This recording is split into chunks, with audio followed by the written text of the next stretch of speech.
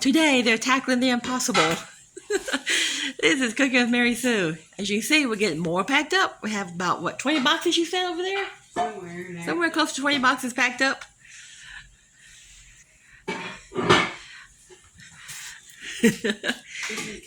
She precariously stands up there trying to figure out how to reach those over there. Now, if I had the ladder to run, you can step on the ladder to the other counter. Can you step on that ladder if you turn it around? Probably I just had to get down. Okay. If she breaks her neck, we'll have it recorded.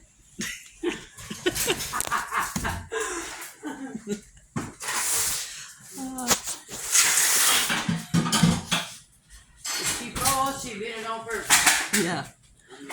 Good plan, friend.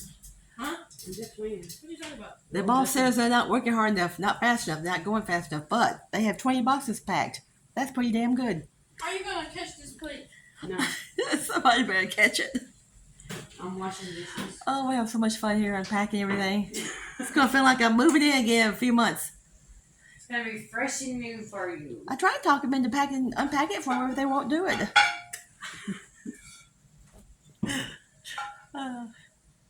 Hi. Can you buy juggle plates? I wish I could.